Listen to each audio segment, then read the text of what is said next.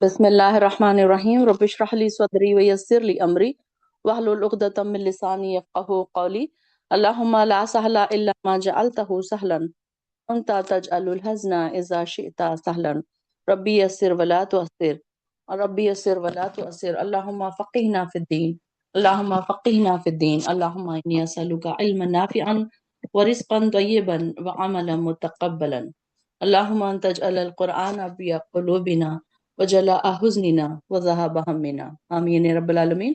आप लोग जो दूसरी लिंक हमेशा ग्रुप में पोस्ट की जाती है उसको ज्वाइन कर लीजिए, इंशाल्लाह लिंक स्टार्ट होने वाली है बस जस्ट।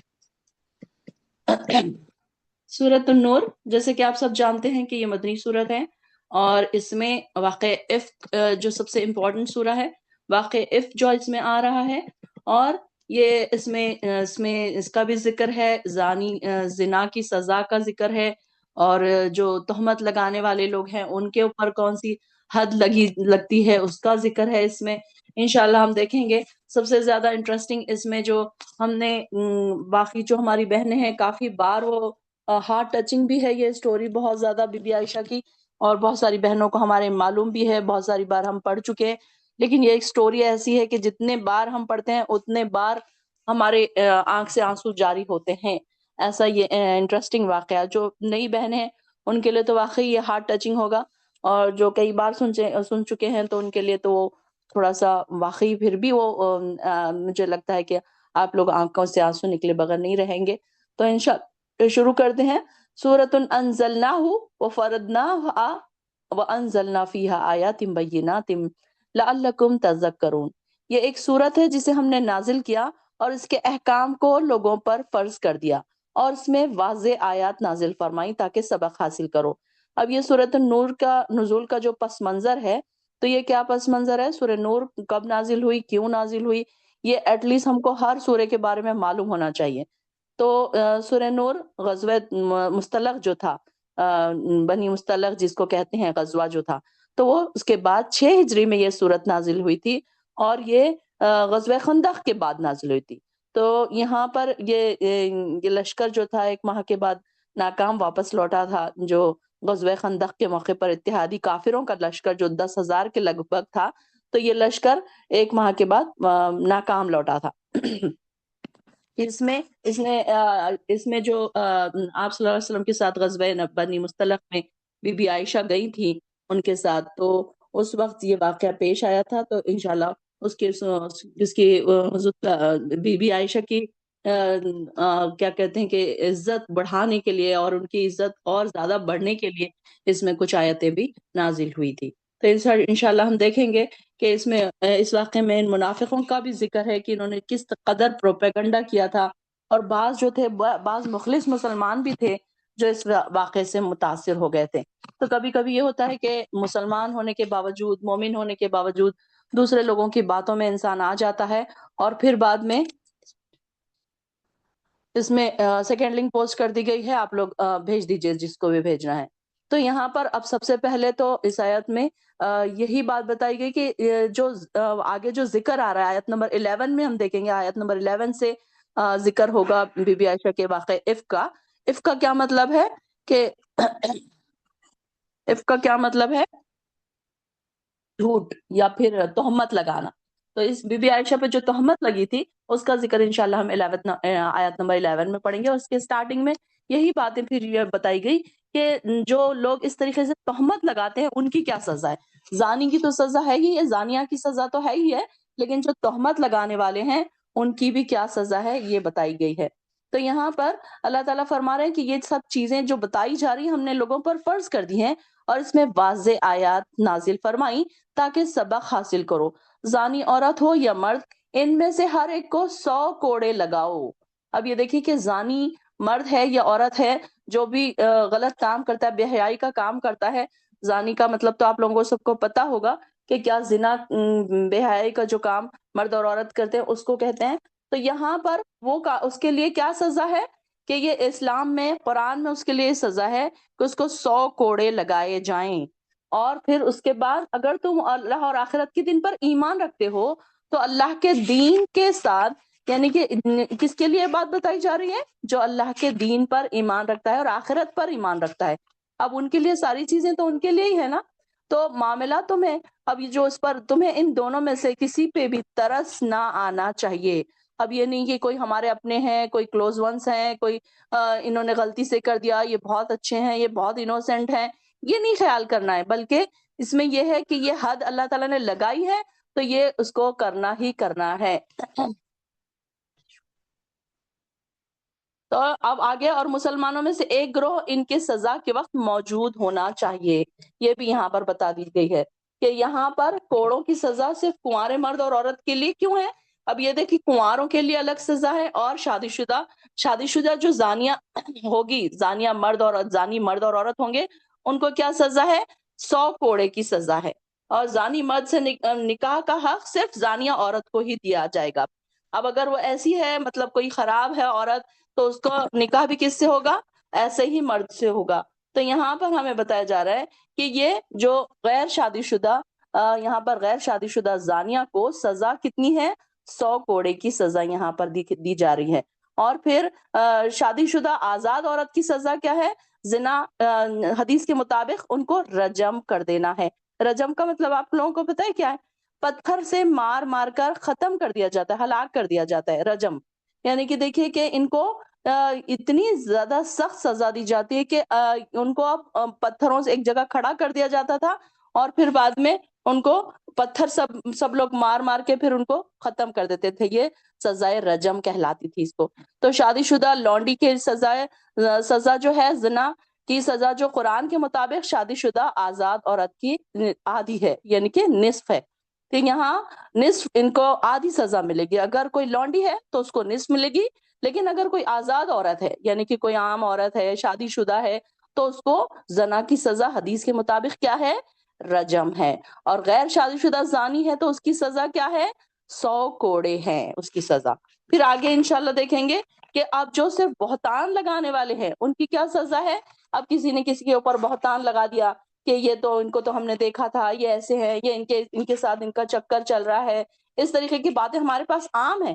تو یہ بات ہمارے پاس دیکھیے نا کہ جب کسی کو کسی سے بات کرتے ہوئے دیکھو، یا تو کیا کرتے ہیں، عورتوں کی خاص عادت ہوتی ہے کہ کسی نے کسی سے بات کی تو وہاں پر سٹوریاں بنانا شروع۔ تو اس طریقے سے ان کی بھی یہاں پر بتا دی گئی، ان کی بھی حد کیا ہے؟ ان کو 80 کوڑے کی سزا دی جائے گی، جو صرف تہمت لگاتی ہیں خواتین، جو یا خواتین ہو یا مرد ہوں۔ تو اب یہاں پر اللہ تعالیٰ فرما رہے ہیں کہ تمہیں ان پر سے کسی پر ترس نہیں آنا چاہیے۔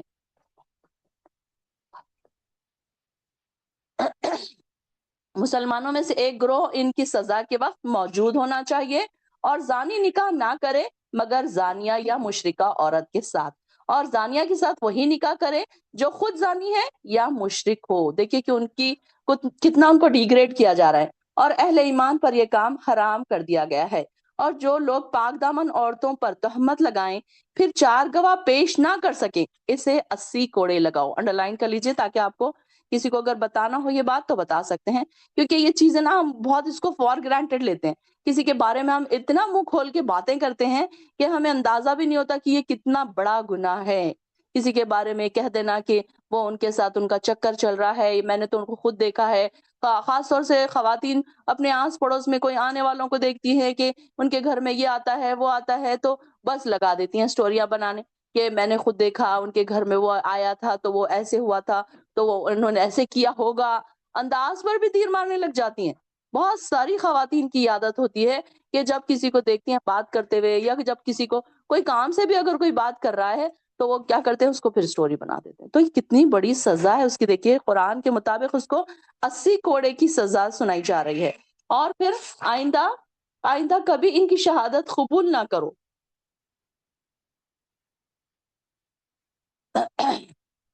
اور یہی لوگ بد کردار ہیں۔ البتہ جو لوگ اس کے بعد توبہ کر لیں اور اپنی اصلاح کر لیں تو یقیناً اللہ بڑا بخشنے والا اور رحم کرنے والا ہے۔ اور جو لوگ اپنی بیویوں پر تہمت لگائیں اور ان کے اپنے سوا ان کے پاس کوئی گواہ بھی نہ ہو، تو ان میں سے ایسے شخص کی شہادت یوں ہوگی کہ وہ 4 دفعہ اللہ کی قسم کھا کر گواہی دے۔ اب اگر کسی نے اپنی بیوی کو کوئی گناہ کرتے دیکھ لیا، اب اس کے پاس کوئی 4 گواہ نہیں ہے، گواہ تو ہمیں 4 چاہیے نا۔ اگر اس کے پاس کسی نے تہمت لگا دیا کہ فلاں کی بیوی ایسی ہے، تو اب اس کے پاس 4 گواہ ہے، اگر اس کے پاس 4 گواہ ہے تو پھر ٹھیک ہے، اگر 4 گواہ نہیں ہے تو پھر وہ کیا کرے گا کہ وہ اللہ کی قسم کھائے گا. وہ کیا کہے گا؟ اب یہاں پر وہ بتایا جا رہا ہے کہ اگر اس کے پاس گواہ موجود نہ ہو تو ایسے شخص کی شہادت کیسی ہوگی؟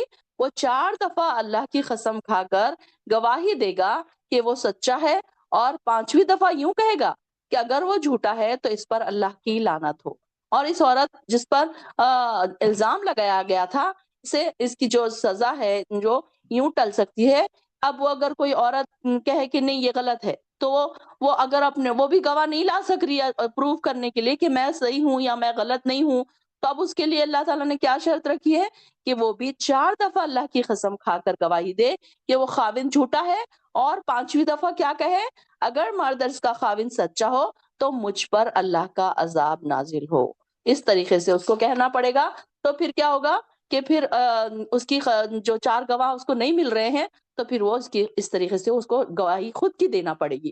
اور اگر تم پر اے مسلمانوں اللہ کا فضل اور اس کی رحمت نہ ہوتی تو ایسا معاملہ تم پر سخت بن جاتا. اور اللہ تعالیٰ بڑا اس میں آسانی پیدا کرنے والا ہے. ان اللہ تواب الحکیم، اللہ تعالیٰ بڑا توبہ قبول کرنے والا ہے اور حکیم بھی ہے، جس نے معافی کا یہ قاعدہ مقرر کر دیا جن لوگوں نے تہمت کی باتیں کی تھی.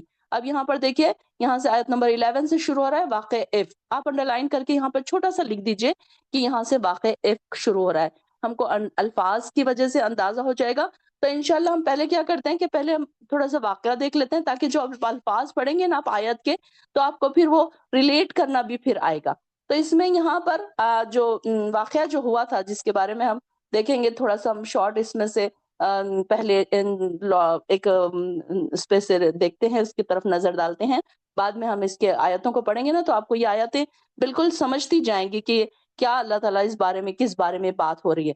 تو یہاں پر جو واقع افک ہے سیدہ عائشہ کے بارے میں تو ان کی زبانی سے ہی یہاں پر جو تفاسیر میں نقل کیا گیا ہے. تو یہ واقعہ کیسا ہے کہ سیدہ عائشہ رضی اللہ عنہا خود اپنا واقعہ افک کیوں بیان کرتی ہیں کہ آپ صلی اللہ علیہ وسلم کی عادت تھی کہ جب آپ سفر پر جاتے تو اپنی بیویوں کے نام کا قرہ ڈالتے. قرہ ڈالتے مطلب کہ سب کی بیویوں کا نام ڈالتے اور اس میں سے جس کا نام نکلتا اس کو وہ اپنے ساتھ لے کر جاتے تھے. جس بیوی کا بھی قرآن نکلتا اسے اپنے ساتھ لے کر جاتے. اور آپ نے پھر کیا کیا؟ غزوہ بنی مصطلق جو تھا، غزوہ جو تھا، ایک غزوہ کا نام ہے بنی مصطلق، تو وہاں پر بھی اب جا رہے تھے آپ صلی اللہ علیہ وسلم غزوے میں. تو قرآن ڈالا جو میرے نام سے نکلا. کون کہہ رہا ہے یہ؟ بی بی عائشہ کہہ رہی ہیں. اور پھر میں آپ کے ساتھ روانہ ہو گئی. اور یہ واقعہ کب نازل ہوا؟ حجاب کا حکم ابھی نازل نہیں ہوا تھا، اس وقت کا یہ واقعہ ہے. میں ایک ہودے میں سوار رہتی. ہودا کس کو کہتے ہیں؟ اونٹ کے اوپر ایک چھوٹا سا جو رکھا ہوا ہوتا ہے نا جس میں خواتین بیٹھتی ہیں. پہلے کی ویڈیوز میں آپ لوگوں نے دیکھا ہوگا. اب تو وہ ساری چیزیں نہیں رہی لیکن آپ لوگوں نے ویڈیوز میں دیکھا ہوگا نا کہ اونٹ کے اوپر کچھ ایک چھوٹا سا بنا ہوا ہوتا ہے، اس کے اندر بیٹھنے کی جگہ ہوتی ہے، تو اس کو ہودا کہتے ہیں. تو بی بی عائشہ کہتی ہیں کہ ایک ہودے میں سوار رہتی اور جب اترتی تو وہ ہودا سمیت اتاری جاتی اور ہم اس طرح سفر کرتے. اور ہم جب اس غزوے سے فارغ ہوئے، آپ صلی اللہ علیہ وسلم اور جب غزوے سے فارغ ہوئے اور سفر سے لوٹے تو ہم لوگ مدینہ کے نزدیک پہنچ چکے تھے، قریب ہی پہنچ چکے تھے. ایک رات کوچ کا حکم ہوا. یہ حکم سن کر اٹھی اور پیدل چل کر لشکر سے پار نکل گئی. جب حاجت سے فارغ ہوئی تو لشکر کی طرف آنے لگی تو مجھے معلوم ہوا کہ نگینوں کا ہار جو میرے گلے میں تھا ٹوٹ کر گر گیا. اب دیکھیے کہ بی بی عائشہ کہیں حاجت کے لیے گئی تھی، ٹوائلٹ کے لیے گئی تھی. اب جو واپس آئی تو انہوں نے دیکھا کہ سارا جو قافلہ تھا وہ تو نکل گیا. اور جب انہوں نے دیکھا کہ میرے گلے میں جو ہار تھا، نگینوں کا ہار انہوں نے پہنا ہوا تھا، تو وہ ہار نہیں نظر آیا ان کو. تو میں اسے ڈھونڈنے لگی. اب اس ڈھونڈنے میں دیر لگ گئی. اتنے میں وہ لوگ میرا ہودا اٹھا کر اونٹ پر لادا کرتے تھے. انہوں نے ہودا اٹھایا اور اونٹ کے اوپر لاد دیا. وہ یہ سمجھ رہے تھے کہ میں ہودے میں موجود ہوں، کیونکہ اس زمانے میں عورتیں ہلکی پھلکی ہوتی تھی اور زیادہ بھاری نہیں ہوتی تھی، بھرکم نہیں ہوتی تھی، تھوڑا سا کھانا کھایا کرتی تھی. تو اور بی بی عائشہ ویسے بھی بہت کم عمر تھی نا، تو اس لیے ان کو سمجھ ہی نہ آیا کہ اس ہودے میں بی بی عائشہ موجود ہے یا نہیں ہے. انہوں نے ہودے کو اٹھایا، اونٹ پر رکھا اور آگے چل دیے. ان لوگوں نے جب ہودے کو اٹھایا تو ان کو ہلکے پن کا اس کی وجہ سے خیال نہیں آیا، کیونکہ یہ بڑی کم سن بھی تھی. اور وہ اونٹ پر اس کو لادا انہوں نے اور وہ چل دیے. اب لشکر کے روانہ ہونے کے بعد میرا ہار جو تھا اونٹ کے نیچے آ گیا تھا، مجھے مل گیا. میں اسی ٹھکانے کی طرف چلی گئی جہاں رات کو اترے تھے۔ دیکھا تو وہاں نہ کوئی پکارنے والا ہے نہ جواب دینے والا ہے، سب جا چکے تھے۔ میں نے ارادہ کیا کہ اپنے ٹھکانے پر چلی جاؤں، کیونکہ میرا خیال تھا کہ جب وہ لوگ مجھے نہ پائیں گے تو اسی جگہ تلاش کرنے آئیں گے۔ دیکھیے یہ بھی ایک ہمیں بات یہاں سے سبق ملتا ہے کہ اگر کہیں کوئی مس ہو جائے، کہیں گم ہو جائے، تو وہی جگہ پر واپس چلا جانا چاہیے جہاں سے ہم گم ہوئے تھے، تاکہ لوگ وہیں آ کر تلاش کریں۔ نیند نے غلبہ کیا اور میں سو گئی۔ لشکر کے پیچھے پیچھے گرے پڑے کی خبر رکھنے کے لیے صفوان بن معطل مقرر تھے۔ یہ ایک صحابی تھے۔ یہ کس لیے معطل تھے کہ اگر اب چلا گیا، اگر جیسے قافلہ چلا گیا تو اب اس کے پیچھے کسی کی کوئی سامان تو نہیں رہ گیا، وہ دیکھنے کے لیے ان کو مقرر کیا گیا تھا، تو وہ دیکھنے کے لیے آئے۔ وہ پچھلی رات چلے اور صبح میرے ٹھکانے کے قریب پہنچے اور دور سے کسی انسان کو سوتے ہوئے دیکھا، پھر میرے قریب آئے تو مجھے پہچان لیا، کیونکہ حجاب کا حکم نازل ہونے سے پہلے انہوں نے مجھے دیکھا تھا۔ جب انہوں نے مجھے پہچان کر انا للہ و انا الیہ راجعون پڑھا تو میں بیدار ہو گئی اور اپنی چادر سے اپنا چہرہ ڈھانپ لیا۔ اللہ کی قسم انہوں نے نہ مجھ سے کوئی بات کی اور نہ میں نے انا للہ راجعون کے سوا کوئی بات سنی۔ انہوں نے اپنی سواری بٹھائی اور اس کا پاؤں اپنے ہاتھ سے دبائے رکھا تو میں اس پر سوار ہو گئی اور پیدل چلتے رہے اور اونٹنی کو چلاتے رہے، یہاں تک کہ ہم لشکر سے اس وقت جا ملے جب وہ عین دوپہر کو گرمی کی شدت کی وجہ سے اترے ہوئے تھے۔ جن لوگوں کی قسمت میں تباہی لکھی تھی وہ تباہ ہو گئے۔ اس تہمت کو سب سے زیادہ پھیلانے والے عبداللہ بن ابی تھا۔ اس کے بارے میں ہم دیکھیں گے کہ کیا آیت میں کیا الفاظ آئے ہیں۔ خیر ہم لوگ مدینہ پہنچ گئے اور وہاں پہنچ کر میں بیمار ہو گئی اور 1 مہینہ بھر بیمار ہی رہی۔ لوگ تہمت لگانے والوں کی باتوں کا چرچا کرتے رہے اور مجھے خبر تک نہ ہوئی۔ البتہ ایک بات سے مجھے وہم سا پیدا ہوا، وہ یہ تھی کہ آپ کی وہ مہربانی جو بیماری کی حالت میں مجھ پر ہوا کرتی تھی، وہ اس بیماری میں نے نہیں پائی۔ آپ تشریف لاتے، سلام کہتے اور پھر یہ پوچھ کر کہ اب طبیعت کیسی ہے، اتنا ہی پوچھتے اور چل دیتے۔ اس بات سے مجھے کچھ شک تو پڑا مگر کسی بات کی خبر نہیں ہوئی۔ اب یہ دیکھیے کہ سارے مدینہ میں چرچے چل رہے ہیں، بی بی عائشہ کے بارے میں ان پر تہمت لگائی جا رہی ہے، لیکن بی بی عائشہ کو کوئی خبر نہیں اس بات کی کہ ان کے بارے میں کیا کیا باتیں ہو رہی ہیں، اور آپ صلی اللہ علیہ وسلم بھی اس وجہ سے پریشان ہیں کہ بی بی عائشہ پر تہمت لگی ہے۔ اب دیکھیے کہ پہلے کے زمانے میں کیا ہوتا تھا کہ گھروں کے باہر یہ لوگ قضائے حاجت کے لیے جاتے تھے، یعنی کہ ٹوائلٹ کے لیے۔ سب کے گھروں میں ٹوائلٹ پہلے زمانے میں نہیں بنے ہوتے تھے نا، تو بی بی عائشہ فرماتی ہیں بیماری سے کچھ مجھے تھوڑا سا افاقہ ہوا، تھوڑا فرق ہوا، تو ابھی میں کمزور ہی تھی، اور اس کے پھر جب میں گئی وہاں پر رفع حاجت کے لیے، ہم لوگ ہر رات کو وہاں پر رفع حاجت کے لیے جاتے تھے، تو ہم لوگ گئے تو مستح کی ماں میرے ساتھ تھی۔ مستح کی ماں جو ہے کون تھی؟ مستح کی ماں حضرت ابوبکر صدیق کی چچا زاد بہن تھی، اور یہ مستح جو ہے ان کے بیٹے تھے۔ تو ہم لوگ ہر رات کو وہاں پر رفع حاجت کے لیے جاتے تھے۔ اب دیکھیں کہ ان لوگوں کے پاس ٹوائلٹس نہیں تھے، تو یہ لوگ ایسی جگہ جاتے تھے، اور جب رات میں سب اندھیرا ہو جاتا تھا تو یہ لوگ جا کے قضائے حاجت کے لیے اس زمانے میں جایا کرتے تھے۔ تو اب یہ اس زمانے کی بات ہے جب اپنے گھروں کے نزدیک ہم لوگ بیت الخلاء نہیں بناتے تھے، بلکہ اگلے زمانے کے عربوں کی طرح رفع حاجت کے لیے جنگل جایا کرتے تھے، اور کیونکہ گھروں کے قریب بیت الخلاء بنانے سے ان کی بدبو ہمیں تکلیف دیتی تھی۔ خیر میں اور مستح کی ماں جو ہم جا رہے تھے، اس کی ماں کیا ہوا کہ ان کے ابوبکر صدیق کی خالہ تھی جن کے بارے میں نے ابھی بتایا، اور ان کا بیٹا مستح تھا۔ رفع حاجت سے فراغت کے بعد ہم دونوں گھر کو آ رہی تھی، تو مستح کی ماں کا پاؤں چادر میں الجھ کر پھسلا تو کہنے لگی مستح ہلاک ہو۔ کون کہہ رہا ہے یہ؟ مستح کی ماں۔ میں نے اسے کہا کیا بکتی ہو؟ کیا تم ایسے شخص کو کوستی ہو جو بدر میں شریک تھا؟ وہ کہنے لگے اے بھولی لڑکی، کیا تم نے وہ کچھ نہیں سنا جو وہ کہتا ہے؟ تب اس نے تہمت لگانے والوں کی باتیں مجھ سے بیان کی تو میری بیماری میں اور مزید اضافہ ہو گیا۔ اب یہ دیکھیے کہ اب تک بی بی عائشہ کو کچھ بھی نہیں پتا تھا کہ ان کے بارے میں سارے مدینہ میں کیا چرچے چل رہے ہیں۔ اب انہیں پتا چلا تو انہوں نے، ان کی بیماری جو تھی تھوڑی بہت تھی، تو اب کیا ہوا، بیماری میں اور زیادہ اضافہ ہو گیا۔ جب میں گھر پہنچی تو رسول اللہ صلی اللہ علیہ وسلم تشریف لائے اور سلام کر کے پوچھا آپ کیسی ہو؟ میں نے کہا آپ مجھے اجازت دیجیے کہ میں اپنے والدین کے گھر جانا چاہتی ہوں۔ میرا مطلب یہ تھا کہ ان سے اس خبر کی تحقیق کروں۔ رسول اللہ صلی اللہ علیہ وسلم نے مجھے جانے کی اجازت دے دی تو میں اپنے والدین کی یہاں آ گئی۔ میں نے اپنی ماں سے کہا امی یہ لوگ میری نسبت کیا بک رہے ہیں؟ اس نے کہا، یعنی کہ ان کی ماں نے کہا بیٹی رنج نہ کرو، اللہ کی قسم اکثر ایسا ہوتا ہے کہ جب کسی مرد کے پاس کوئی خوبصورت عورت ہوتی ہے یا وہ اس سے محبت کرتا ہے تو اس کی سوکنیں بھی ہوں تو سوکنیں بھی بہت کچھ کرتی ہیں۔ میں نے کہا سبحان اللہ، لوگوں نے اس کا چرچا بھی کر دیا۔ چنانچہ میں یہ ساری رات روتی رہی۔ صبح ہو گئی مگر میرے آنسو نہ تھمتے تھے اور نہ مجھے نیند آتی تھی۔ رسول اللہ صلی اللہ علیہ وسلم نے سیدنا علی رضی اللہ عنہ اور اسامہ بن زید کو بلایا کیونکہ وہی اترنے میں دیر ہو رہی تھی۔ اب اور آپ اس سلسلے میں سے مشورہ چاہتے تھے تو آپ کو وہی مشورہ، ان دونوں نے آپ کو وہی مشورہ دیا جو وہ جانتے تھے کہ عائشہ ایسی ناپاک عورتوں سے پاک ہے، اور اسامہ کو آپ صلی اللہ علیہ وسلم کی بیویوں سے انہوں نے کہا کہ آپ کو آپ صلی اللہ علیہ وسلم کی بیویوں سے محبت تھی۔ انہوں نے صاف کہہ دیا کہ عائشہ پاک دامن اور بے قصور ہے۔ سیدنا علی بن ابی طالب نے کہا یا رسول اللہ، اللہ آپ پر تنگی نہیں کرے گا، عائشہ رضی اللہ عنہا کے علاوہ اور بھی عورتیں ہیں، مگر اگر بریرہ رضی اللہ عنہا سے پوچھے تو وہ آپ کو ٹھیک ٹھیک بتا دیں گی۔ تو چنانچہ آپ نے بریرہ رضی اللہ عنہا کو بلایا اور ان سے پوچھا کیا تم نے ایسی کوئی بات دیکھی ہے عائشہ کے متعلق، تمہیں کچھ شک ہو؟ بریرہ رضی اللہ عنہا نے کہا اللہ کی قسم جس نے آپ کو حق کے ساتھ بھیجا ہے، میں نے ان میں کوئی ایسی بات نہیں دیکھی۔ ہاں میں اس میں ایک بات دیکھتی ہوں، اسے چشم پوشی کر جاتی ہوں کہ وہ ابھی کم سن بچی ہے اور آٹا گوندھ کر بڑا چھوڑ کر سو جاتی ہیں، بکری آ کر کھا لیتی، مطلب بڑی کم سن تھی نا، اس کو سمجھ نہیں تھی، تو اکثر یہ غلطی میں ان کی دیکھتی ہوں، انہوں نے کہا۔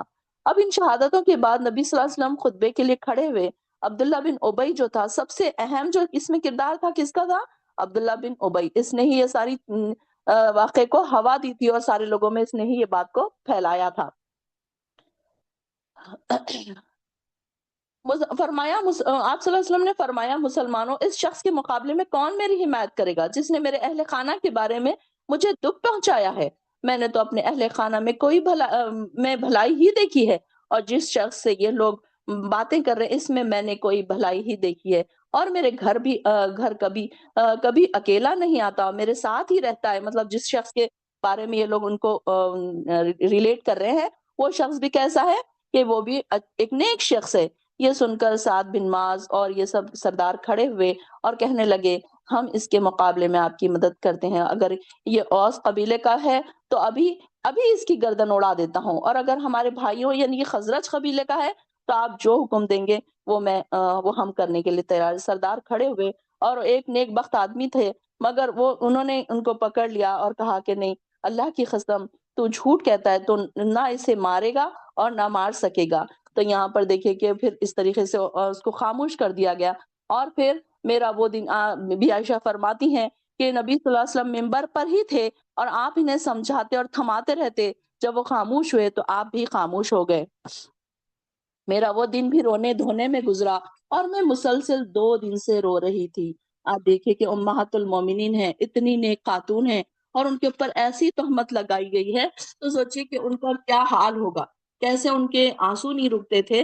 ان کے بارے میں وہ خود اپنا بیان کرتی ہیں کہ میرے آنسو نہیں رکتے تھے اور نہ ہی مجھے نیند آتی تھی۔ میرے والدین سمجھے کہ رو رو کر میرا کلیجہ پھٹ جائے گا۔ پھر ایسا ہوا کہ میرے والدین پاس بیٹھے تھے اور میں رو رہی تھی۔ ایک انصاری عورت نے اندر آنے کی اجازت مانگی، میں نے اجازت دے دی تو وہ بھی میرے ساتھ بیٹھ کر رونے لگی۔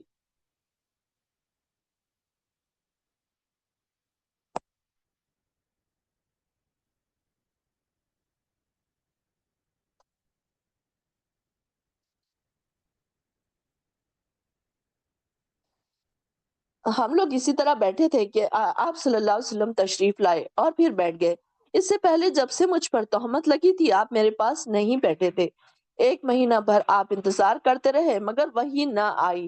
آپ نے بیٹھ کر تشہد پڑھا اور پھر فرمایا عائشہ، مجھ کو تیری نسبت ایسی ایسی خبر آئی ہے، اگر تو پاک ہے تو اللہ تیری برات فرمائے گا، اور اگر واقعی تجھ سے کوئی قصور ہو گیا ہے تو اللہ اس کے قصور کی معافی مانگ، اللہ سے اپنے قصور کی معافی مانگ اور توبہ کر۔ جب بندہ گناہ کا اقرار کرتا ہے پھر اللہ کے حضور توبہ کرتا ہے تو اللہ ان کے گناہ بخش دیتا ہے۔ اور جب آپ یہ گفتگو ختم کر کے ایک بار کی میرے چلے گئے، کر چکے یہ بات ختم کر چکے آپ، تو میرے آنسو تھم گئے، یہاں تک کہ ایک قطرہ بھی میری آنکھوں میں نہ رہا۔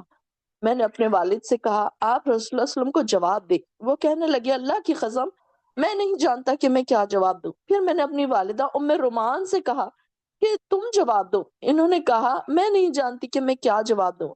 آخر میں خود ہی جواب دینے لگی کہ میں کمزور لڑکی تھی، قرآن مجھ کو زیادہ نہ آتا تھا۔ میں نے کہا اللہ کی قسم میں جانتی ہوں کہ جو بات آپ لوگوں نے سنی ہے اور آپ کے دل میں جم گئی ہے اور آپ اسے سچ سمجھنے لگے ہیں، اگر میں کہوں کہ میں پاک ہوں تو اللہ خوب جانتا ہے کہ میں پاک ہوں، تو بھی آپ لوگ مجھے سچا نہیں سمجھیں گے۔ اور اگر میں گناہ کا اقرار کر لوں اور اللہ جانتا ہے کہ میں اس سے پاک ہوں تو آپ لوگ مجھے سچا سمجھیں گے۔ اللہ کی قسم میں اپنی اور تمہاری مثال ایسے سمجھتی ہوں جیسے سیدنا یوسف کے والد۔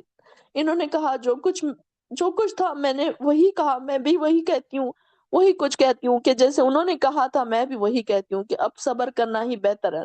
جیسے کہ یوسف علیہ السلام کے والد جو تھے انہوں نے جو کہا تھا، اب انہوں نے بی بی عائشہ نے کہا کہ میں بھی وہی کہتی ہوں کہ تمہاری باتوں پر اللہ ہی میری مدد کرنے والا ہے۔ یہ کہہ کر میں نے کروٹ بدلی۔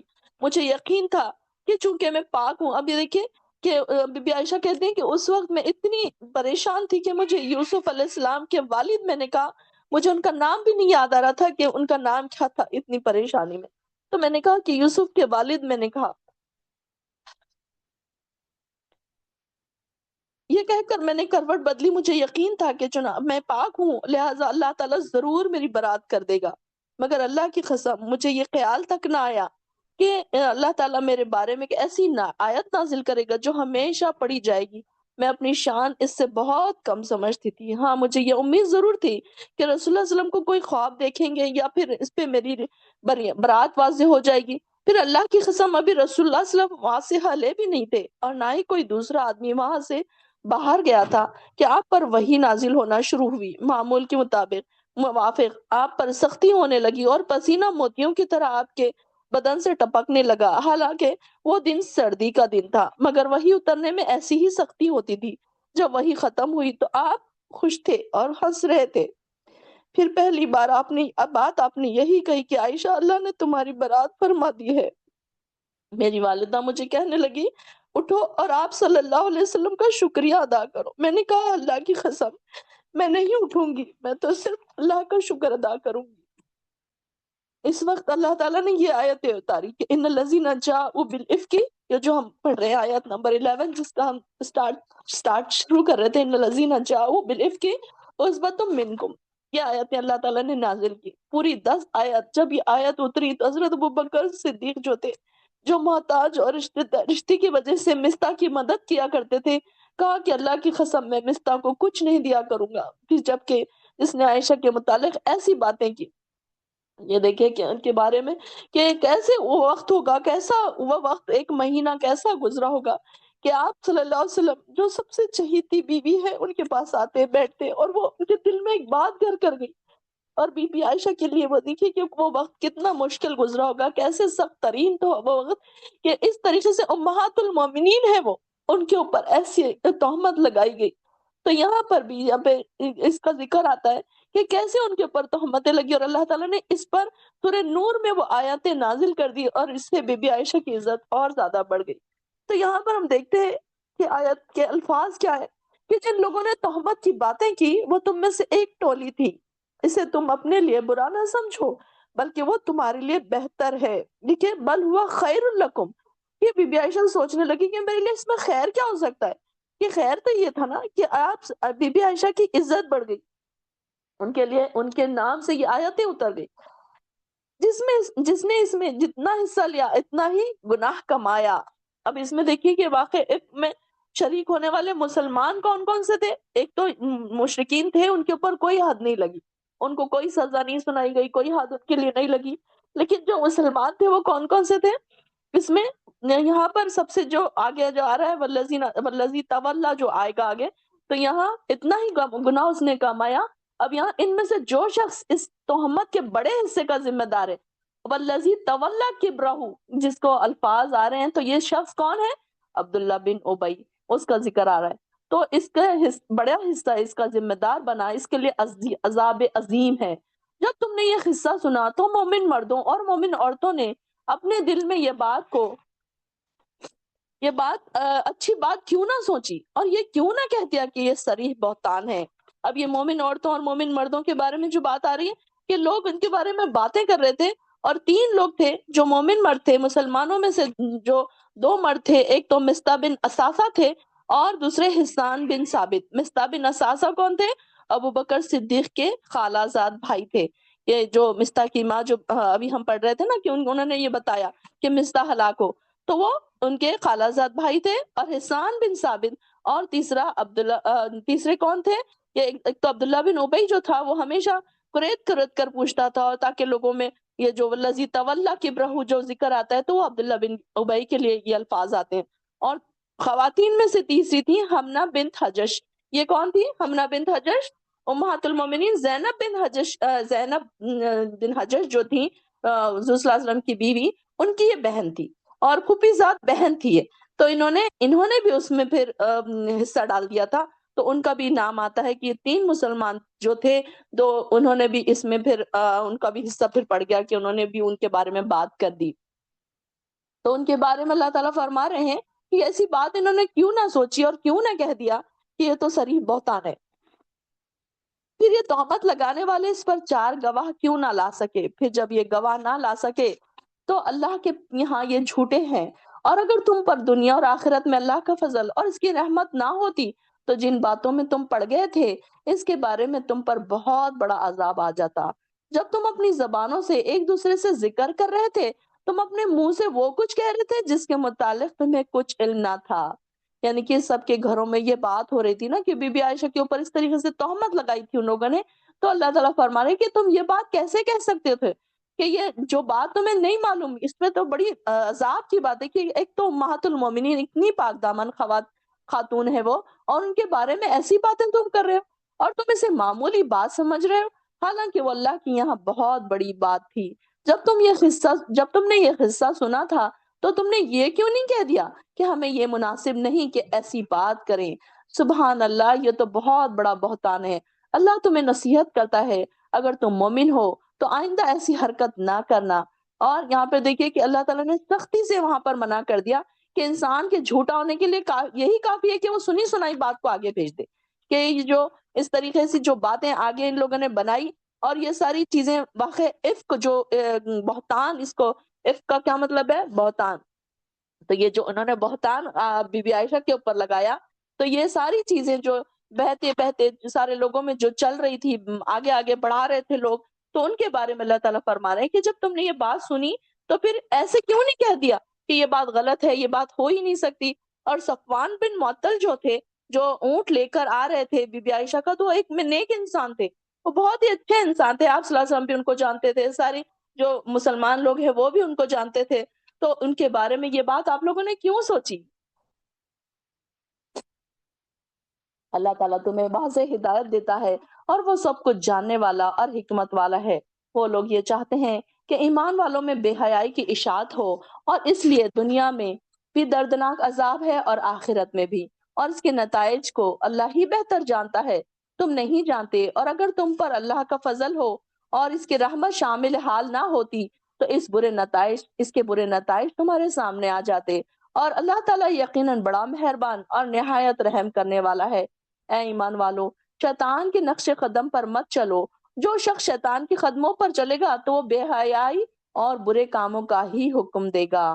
اور اگر تم پر اللہ کا فضل اور اس کی رحمت تمہارے شامل حال نہ ہوتی تو تم میں سے کوئی بھی پاک صاف نہ رہ سکتا مگر جسے اللہ پاک سیرت بنا دیتا ہے۔ اللہ سب کچھ سننے والا اور جاننے والا ہے۔ تم میں سے آسودہ حال لوگوں کو یہ قسم نہ کھانا چاہیے کہ وہ قرابت داروں، مسکینوں اور اللہ کی راہ میں ہجرت کرنے والوں کو کچھ صدقہ خیرات نہ دیں۔ دیکھیے آیت نمبر 22 میں اللہ تعالیٰ فرماتے ہیں وَلَا يَعْتَلِ أُولُو الْفَضْلِ مِنْكُمْ وَالسَّعَةِ أَنْ يُؤْتُوا أُولِي الْقُرْبَى وَالْمَسَاكِينَ وَالْمُهَاجِرِينَ فِي سَبِيلِ اللَّهِ، کہ وہ لوگ ایسی قسم نہ کھا لیں، پکا ارادہ نہ کر لیں کہ اب ہم ان کو کچھ نہ دیں گے۔ کہ یہ کس کے لیے آیت اتری؟ سیدنا ابو بکر صدیق نے جب ان کے بارے میں مستح بن اساسہ جو تھے، یہ تو ان کے چچا خالہ زاد بھائی تھے نا، تو یہاں پر یہ بات آتی ہے کہ اس فتنے کی روح میں انہوں بھی بہ گئے تھے، اور انہوں نے بھی یہ ساری باتوں کو آگے بڑھا دیا تھا۔ حالانکہ قریبی رشتہ دار تھے اور محتاج بھی تھے. تو اس وقت ابو بکر صدیق کیا کرتے تھے؟ ان کی گزر اوقات کے لیے انہوں نے کچھ مہینے سے وظیفہ ان کو باندھ دیا تھا. ہر مہینے ان کو وظیفہ دیا کرتے تھے. اور جب یہ تہمت لگانے والوں میں شامل ہو گئے تو سیدنا ابو بکر صدیق کو ان سے رنج پہنچا. اور کہ ایک فطری امر تھا نا، ظاہر ہے اپنی بیٹی کے لیے اگر کسی نے یہ بات کہی، حضرت ابو بکر صدیق کی بیٹی کے بارے میں کسی نے یہ بات کی، اور وہ بھی ایسے شخص نے جن کو وہ اتنا کیئر کر رہے کہ ان کو وظیفہ دے رہے، ہر مہینے ان کا وظیفہ باندھا گیا ہے ان کے غریبی کی وجہ سے، اور ایسے شخص نے ان کی بیٹی کے بارے میں ایسی بات کی، تو یہ کامن سی بات ہے نا کہ ان کو رنج تو ہوگا. تو جس نے بھلائی کا بدلہ برائی سے دیا، یہی ہوگی نا بات کہ ان کو تو اتنی بھلائی کر رہے تھے ان کے ساتھ، لیکن انہوں نے کیا کیا؟ اس کا بدلہ ان کو برائی سے دیا. جس سے ایسے لوگوں سے بھی عفو اور درگزر کی تلقین کی گئی. دیکھیے کہ آپ نے فوراً اس حکم کے بعد، اب یہ دیکھیے کہ ایسا شخص تھا کہ جس نے بی بی عائشہ کے بارے میں ان پر تہمت لگائی، لیکن ایسے شخص کے بارے میں بھی اللہ تعالیٰ نے ابو بکر صدیق کو یہاں پر اس آیت میں تنبیہ کی کہ نہیں، ایسے نہیں کرنا کہ ان کو تم اس وجہ سے تم ان کا روک دو کہ اگر انہوں نے تمہارے ساتھ برا کیا. لیکن اللہ تعالیٰ یہاں پر بھی دیکھیے کہ کیسا ان کو بھی سکھا رہا ہے. حالانکہ ابو بکر صدیق کتنے نیک انسان تھے، صالح انسان تھے، اور آپ صلی اللہ علیہ وسلم کے جگری دوست تھے. ان سے ایک چھوٹی سی غلطی ہوئی، انہوں نے دل میں یہ سوچا کہ اب میں اس کو نہیں دوں گا، فوراً اللہ تعالیٰ نے ان کے لیے بھی آیات اتار دی. تو فوراً ان کے جیسے حکم آ گیا، انہوں نے فوراً اس کے اپنے حکم اس کے سامنے سر جھکا دیا. اور یہ دیکھیے کہ انہوں نے کہا کہ اللہ تو ہمیں معاف کر دے. چنانچہ ہم نے دوبارہ مدد کا سلسلہ جاری رکھنے کا عہد کر لیا. یہ انہوں نے دل میں عہد کر لیا کہ اب میں دوبارہ پھر اس کا سلسلہ جاری کروں گا. انہیں چاہیے کہ وہ ان کو معاف کر دیں اور ان سے درگزر کریں. کہ دیکھیے کہ کتنا اب ہمارے پاس تو ہوتا ہے کہ چھوٹی سی بات ہوتی ہے تو ہم کیا کرتے ہیں؟ لوگوں سے بات چیت بند کر دیتے ہیں، ان کو کوئی دینا لینا بند کر دیتے ہیں، ان کو بلانا بند کر دیتے ہیں اپنی دعوت میں. یہ دیکھیے کہ کتنا بڑا وہ واقعہ کہ ان کی بیٹی پر تہمت لگائی گئی تھی، اس کے باوجود بھی اللہ تعالیٰ نے ان کو کہا کہ نہیں، تم ایسے لوگوں کو بھی پھر کیا کرو، تم جیسا تم دے رہے تھے اب تک ویسا ہی تم ان کو دو. کیا تم یہ پسند نہیں کرتے کہ اللہ تمہیں معاف کر دے؟ اور اللہ بڑا بخشنے والا اور رحم کرنے والا ہے. جو لوگ پاک دامن اور بھولی بھالی مومن عورتوں پر تہمت لگاتے ہیں، اس پر دنیا میں بھی لعنت ہے اور آخرت میں بھی، اور انہیں بہت بڑا عذاب ہوگا. جس دن ایسے مجرموں کو اپنی زبانیں، ہاتھ اور پاؤں اور ان کے کرتوتوں سے متعلق ان کے خلاف گواہی دیں گے. یہ ساری چیزیں آیت نمبر 24 کہ اگر ایسے لوگ ہوں گے تو پھر قیامت کے دن ان کی زبان نہیں بلکہ ان کے سارے باڈی پارٹس ان کے خلاف گواہی دیں گے.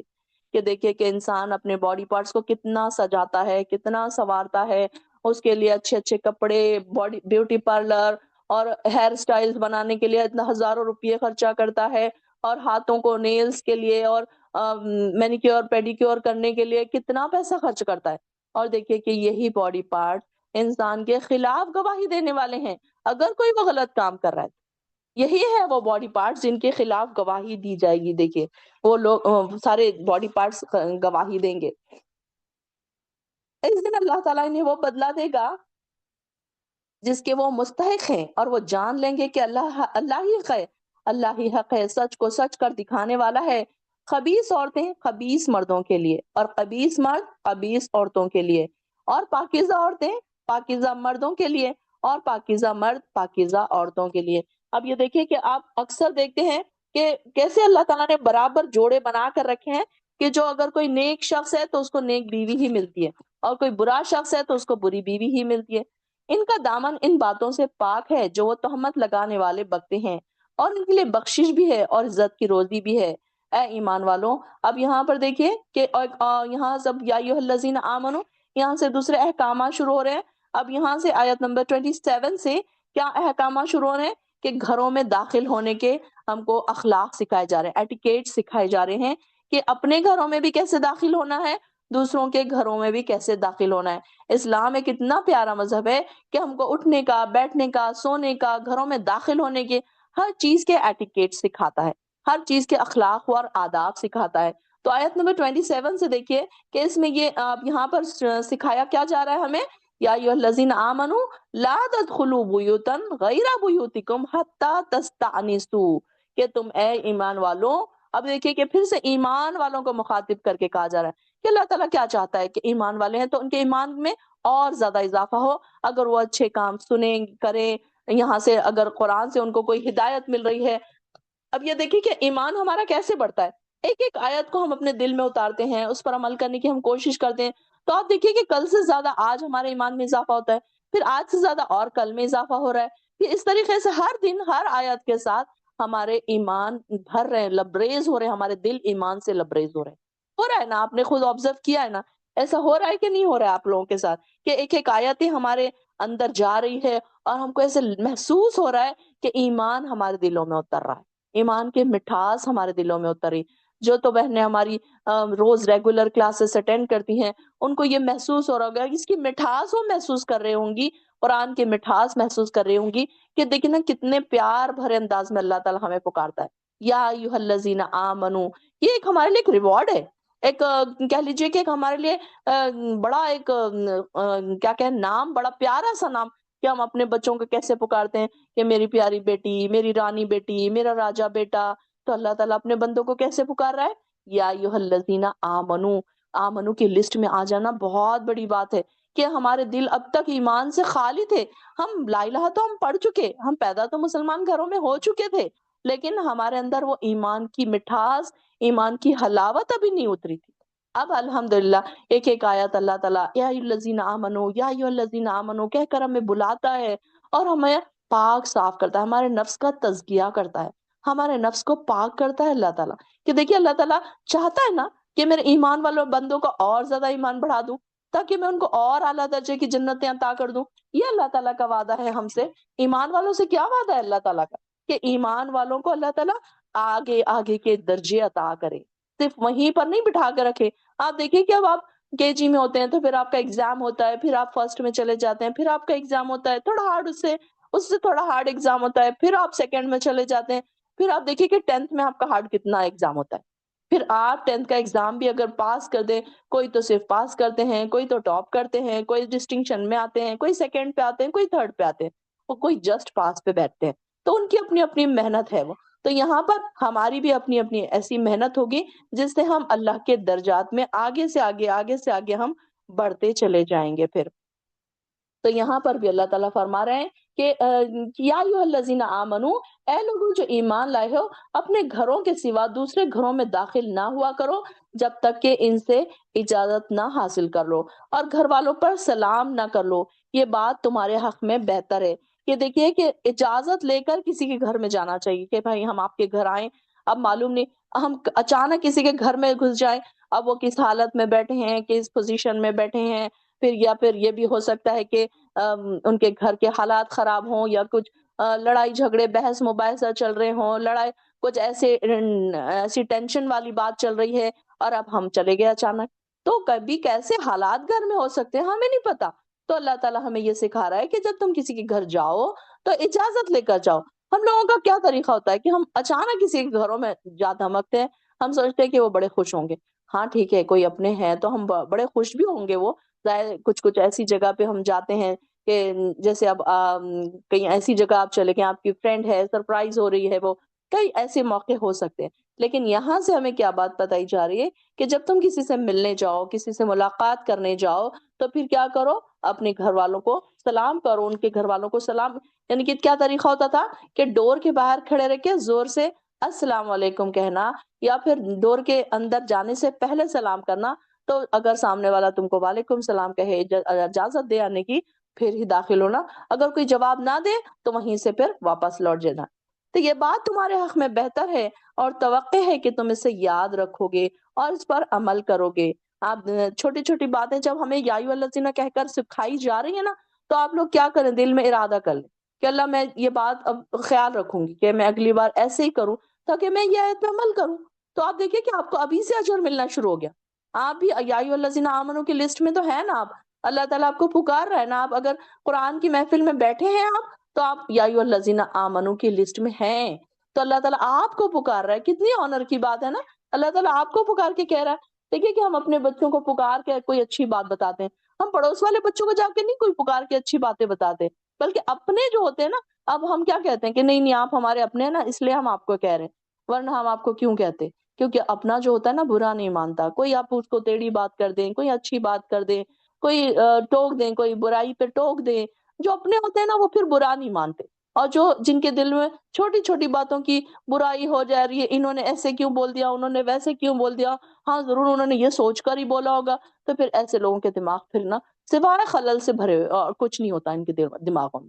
پھر شیطان ان کو اتنا ہوا دیتا رہتا ہے، اتنا ہوا دیتا ہے کہ وہ پھر اتنے گناہ میں ملوث ہو جاتے ہیں کہ ان کے سوچ سوچ سوچ کے وہ ساری چیزوں میں پھنستے ہی چلے جاتے ہیں کہ نہیں نہیں انہوں نے مجھے دیکھا تھا تو اسی لیے دیکھا تھا، وہ مجھے دیکھ رہی تھی، مجھے اشارے کر رہی تھی. اب ہو سکتا ہے کہ کوئی آپ کو بتا کر کہہ رہا ہو کہ ان کی فلاں کی بیٹی ہے، اور ہم نے دل میں کیا سوچ لیا کہ نہیں وہ مجھے دیکھ کر اشارے کر رہی تھی، پتہ نہیں میرے بارے میں کیا کیا بک رہی تھی، کیا کیا کہہ رہی تھی.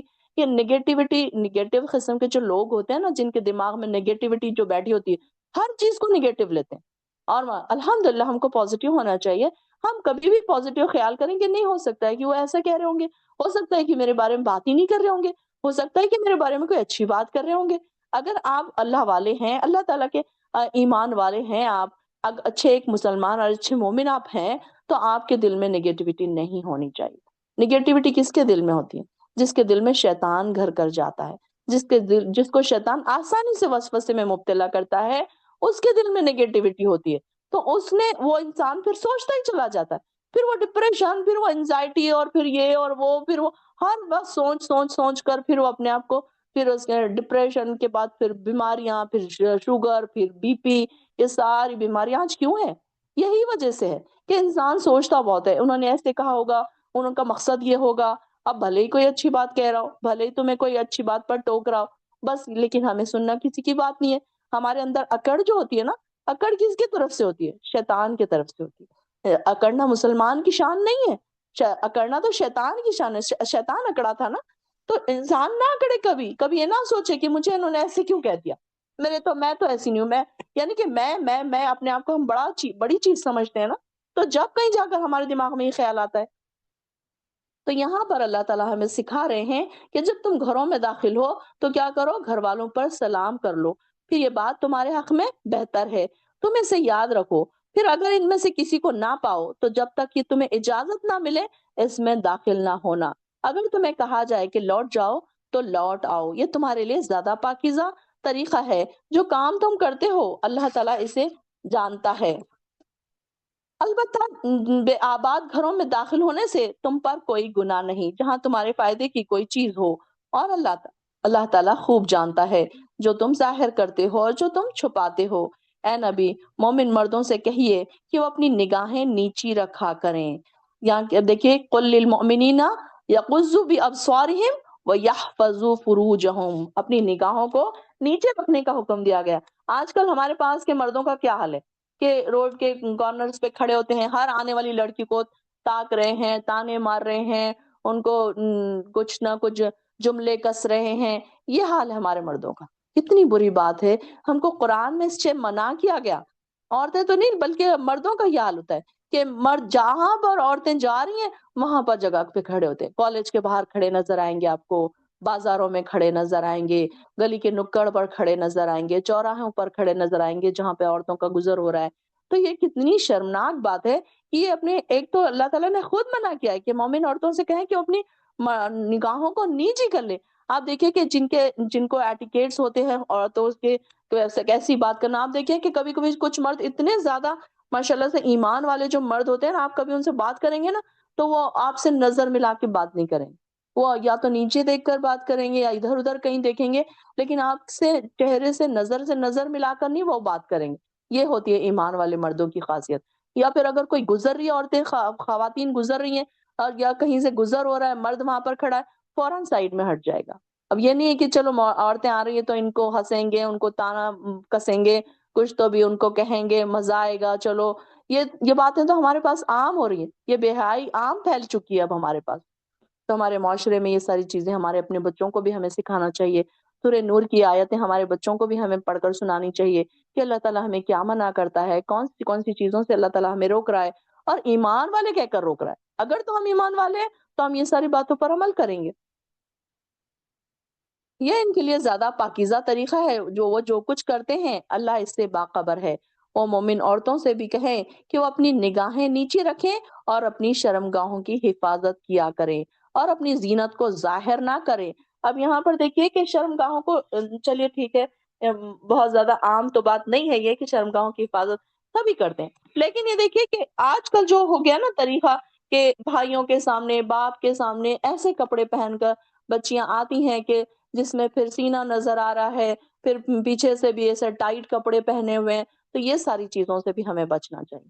اب یہ ساری چیزیں اتنی ڈیٹیل میں تو یہاں نہیں دی ہوئی ہے، لیکن یہ دیکھیے کہ کہیں ایسا نہ ہو کہ گھر میں جو جتنی ہمیں بتائی گئی ہے، جتنا پردہ ہمیں بتایا گیا ہے بھائیوں سے بھی، اب موسٹلی کیا سوچتے ہیں بچیاں کہ یہ تو ہمارے محرم ہیں، تو ہم تو ان کے سامنے بنا دوپٹے کے بھی جا سکتے ہیں، تو ہمیں ان کو بھی تو سکھانا ہے، یہ ایٹیکیٹس ہمیں ان کو بھی سکھانا ہے، اور ہمارے بچے بھی پھر ہم کو دیکھ کر سیکھیں گے کہ ہمیں بھی ایٹیکیٹس ہم کو دیکھیں گے، جب ہم کو کرتے ہوئے دیکھیں گے تو پھر وہ اس بات کو ظاہر ہے وہ اس بات کو سیکھیں گے، پھر وہ ہم کو سکھانے کے لیے سب سے پہلے کیا کرنا پڑے گا؟ سب سے پہلے ان کے سامنے ہم کو ایگزامپل بننا پڑے گا، ورنہ کہ ہمارا گلا اتنا بڑا ہے، ہم ٹیڑھا آڑا لیٹے ہوئے، ماں بھی ہے اگر تو اس کو بہت کیئرفل رہنا چاہیے کہ بیٹا ہے یا پھر بھائی ہے، یہ بھی رشتے ایسے ہیں کہ ان کے سامنے ہم کو کچھ چیزیں کور کرنی ہے، ایسے نہیں کہ اب ہمارے محرم ہے تو ہم ان کے سامنے بنا دوپٹے کے چل جائیں، چھوٹی سی ٹی شرٹ پہن کے چلے جائیں اور بالکل ہی بس ایسے کپڑے پہنے، بالکل بے حیائی جس سے ٹپک رہی ہے، ایسے کپڑے نہ پہنے۔ تو یہاں پر یہ بھی چیز یہاں پر سکھائی جا رہی ہے کہ اس میں اگر یہ ساری چیزیں آ جائیں گی کہ اپنی شرمگاہ کی حفاظت جو کی جاتی ہے تو اس میں یہ ساری چیزیں آ جائیں گی، اور اپنی زینت کو ظاہر نہ کریں۔ اب یہ دیکھیں کہ عبایا تو آج کل سب خواتین پہن رہی ہیں، لیکن زینت اس کے بعد رنگز نظر آ رہی ہیں، نیلز نظر آ رہے ہیں، آنکھوں کا میک اپ نظر آ رہا ہے، ایسے اچھے اچھے عبائے پہن رہے ہیں کہ وہ ان کے کپڑوں سے زیادہ ان کے عبائے ہی اٹریکٹیو ہیں، اتنے کام کیے ہوئے عبائے ہیں۔ یہ ساری چیزیں ہم کو سوچنا چاہیے، اور اسپیشلی ہمارے بچوں کو اللہ تعالیٰ، ہماری نسلوں کو اللہ تعالیٰ ہدایت دے کہ یہ عبائے اتنے ٹائٹ پہنے جا رہے ہیں کہ اس میں بالکل آپ اوپر کا بھی شیپ دیکھ لو، آپ نیچے کا بھی شیپ دیکھ لو، عبایا تو ہے لیکن وہ صرف نام کا عبایا بن کر رہ گیا۔ تو اللہ تعالیٰ کہہ رہے ہیں کہ اپنی زینت کو ظاہر نہ کریں، اپنے باڈی کے شیپ کو نہ ظاہر کریں کہ آپ لوگ نہ آپ کا سائز ہی پہچان لیں کہ آپ کیا سائز کے برا پہنتے ہیں۔ یہ ساری چیزیں نہیں، آپ کو چھپا کر رکھنی چاہیے۔ ڈھیلے ڈھالے کپڑے گھر میں بھی ہیں اگر آپ تو آپ کو ڈھیلے ڈھالے کپڑے پہننا چاہیے، گلے کا خاص طور سے خیال رکھنا چاہیے کہ کہیں گلا بڑا تو نہیں ہے، اور ایسے ہی نہ ہو کہ کہیں بے پردگی باپ کے سامنے یا بچوں کے سامنے اس طریقے سے ہو جائے۔